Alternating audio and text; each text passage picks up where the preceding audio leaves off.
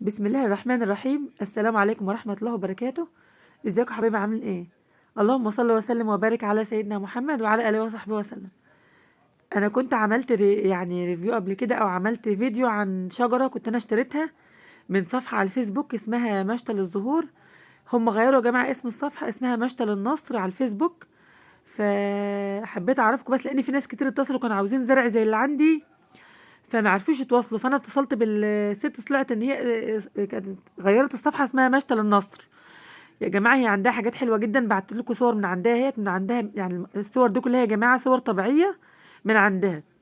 هي عندها نباتات زينه ونباتات عطريه ونباتات ظل وشجر فواكه وصبار والسعر حسب الحجم يا جماعه.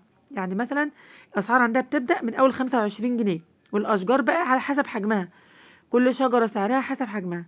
فهي شوية صور من عندها، صور على الطبيعة. إيه ما شاء الله، حاجة جميلة جدا وجوزة وزي الفل. وانا مجربة الزرع بتاعها قبل كده وجميل. فحبيت بس اعمل الفيديو ده عشان الناس اللي اتصلت بيا ومش عارفة اتواصل معاها تتواصلوا معاها ازاي. وهسيب لكم يا جماعة رقم التليفون في صندوق الوصف، رقم التليفون بتاعها في صندوق الوصف.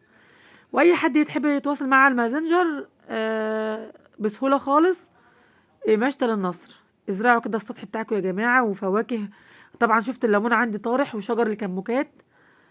حاجة صراحة في منتهى الجمال. وانا في اخر الفيديو هوريكم الطرح اللي عندي اهو وجماله. شايفين ما شاء الله الشجرة بتاعتي جميلة ازاي.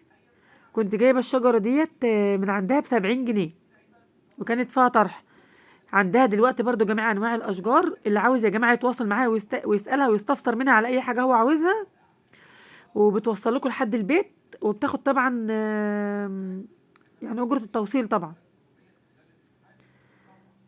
أتمنى يا حبايبي الفيديو يكون عجبكم واستفدتوا منه. وتواصلوا معايا يا جماعة على النت، اسمها مشتل النصر. تجيبوا حاجات حلوة وجميلة كده تزينوا السطح بتاعكم. يلا يا رب يا حبايبي يكون الفيديو عجبكم وتكونوا استفدتوا منه. استودعكم الله يا حبايبي، السلام عليكم ورحمة الله وبركاته.